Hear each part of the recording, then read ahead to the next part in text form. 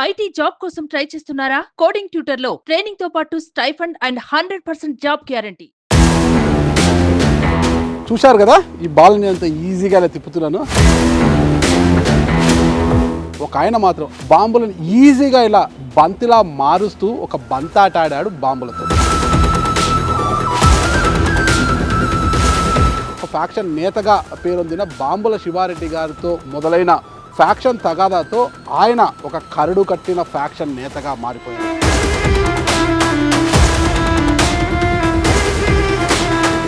ఒక్క బాంబులు విసరడమే కాదండోయ్, తుపాకీని గురిపెట్టి కాల్చడంలో కూడా ఆయన పెద్ద గురికాడు. ఆ రోజు బాంబులు విసిరిన చేతితో బైబిల్ ఎలా పట్టుకున్నారు? అసలు చేసిన పాపానికి మరణ వ్యాధి వచ్చింది.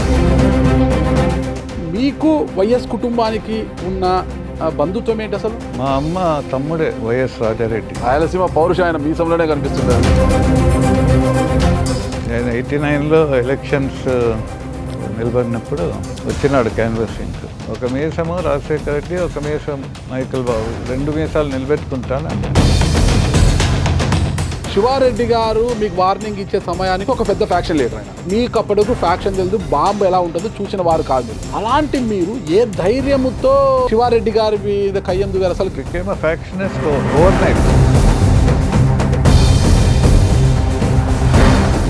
లాస్ట్ 3-4 డేస్ ఎలక్షన్స్ ఉన్నప్పుడు మా ఇంటి వెనకాల వందలాది బాంబులు చుడుతున్నాం. డిస్ట్రిబ్యూషన్ చేయాలి కదా పల్లెలకు. సడన్గా పెద్ద పేలుడు అనిపించింది. బిల్డింగ్ కూలిపోయింది, మనుషులు చనిపోయారు.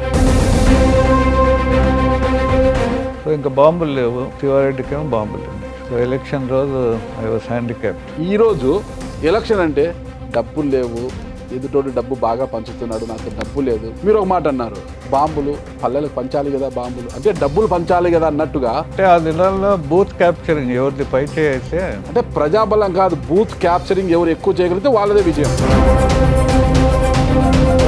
ఒక బాంబు ఎంత కొంటాంటారు? 20 రూపాయలు అనుకుందామా? అంటే ఒక మనిషి ప్రాణం ఖరీదు 20 రూపాయలు. సో చెప్పాలంటే జమ్మలమడుగుని ఒక బాంబుల గడ్డ చరిత్రగా మార్చిన ఘనత మీది, శివారెడ్డి గారిది అంటారు. అంటే ఫ్యాక్షన్ అట్లా ఉన్నదండి. శివారెడ్డిని చంపాలని డిసైడ్ అయిపోయి మోస్ట్ పవర్ఫుల్ బాంబ్స్ చుట్టండి అని చుట్టించాను. మిమ్మల్ని చంపాలి అనుకున్న శివారెడ్డి గారు ఎన్ని ప్రయత్నించి మీరు చనిపోలేదు. మీరు చంపాలనుకున్న శివారెడ్డి గారు మీ చేతుల్లో చనిపోలేదు. మీరు ఒక పక్క ఫ్యాక్షన్ చేస్తుంటే మీ చుట్టూ ఉన్న అనుచర గణం కావచ్చు, మీ బాడీ గార్డ్స్ చాలామంది ఫ్యాక్షన్ మాటన కొన్ని దారిదోపుడులకు కూడా పాల్పడేవారు అప్పుడు అంటారు. వాళ్ళు ఏదో నా పేరు చెప్పి. మీరు ఈ ఫ్యాక్షన్లో ఉండడము, ఫ్యాక్షన్ నేతలను ప్రోత్సహించడము, ఇవన్నీ కూడా మీ శ్రీమతి గారికి నచ్చేవి కాదు. ఎప్పుడు కూడా గొడవ పడేవారు. దీంతో నచ్చని మీ అనుచరులే మీ శ్రీమతిని హత్య చేయడానికి ఇంట్లో కిచెన్లో డబ్బాలో బాంబులు పెట్టి ఉన్నారు. ఒకసారి నేను ఇంటి బయట కూర్చోనంటే ఒక బాడీ గార్డ్ వచ్చాడు. నువ్వు అంటే నీ భార్యను చంపేస్తాను, నా భార్య చనిపోతే వేరే పెళ్లి చేసుకోవచ్చులే అనుకుండేవా. అంటే బయట వారి మీద లేకపోవచ్చు, కట్టుకున్న భార్య పిల్లల మీద కూడా ప్రేమ ఉండదా ఫ్యాక్షనిస్టులకి? ఏమో నాకుండేది కాదు. ఒక బాబు మాకు హైదరాబాద్ నుంచి మేము కారులో పోతున్నాం. డ్రైవర్ నిద్రపోయాడు, యాక్సిడెంట్లో చనిపోయాడు. అది కూడా స్పిరిచువల్గా ఆలోచన చేస్తే కత్తితో పొడిచిన వాడు కత్తితోనే పడవబడతాడు. నేను చేసిన పాపమే మా బాబు మీద పడింది.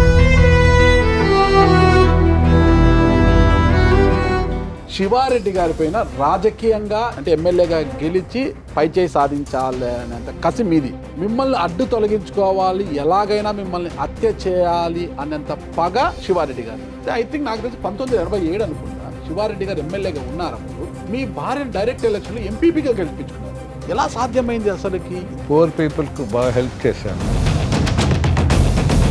శివారెడ్డి గారిని చంపాలనే అంత కసితో ఉన్న మీరు, వాళ్ళ శివారెడ్డి గారి భార్య క్యాన్సర్ ఏదో ఉన్నప్పుడు మీరు వెళ్ళి ఆమె కోసం మీరు వెళ్ళి ప్రార్థన చేశారంటారు. మనసు మారింది కదా. మీ భార్యను చంపాలనుకున్న వారిని కూడా వదిలేశారు. అసలుకి భార్యను హింస పెట్టారు. ఇంత కఠినాత్ముడైన మీపై దేవుడి యొక్క కరుణ ఎందుకు కలిగిందంటారు? ఏంటి అసలు వైఎస్ జగన్మోహన్ రెడ్డికి వైఎస్ షర్మిల గారికి మధ్య ఉన్న gap? Mainly some property matters ఏమో ఉండొచ్చు. పులివెందులో రాను రాను వైఎస్ కుటుంబానికి ఆదరణ తగ్గుతోంది అంటున్నారు కదా. మనుషులు బాగా ఎన్లైటన్ అయ్యారు.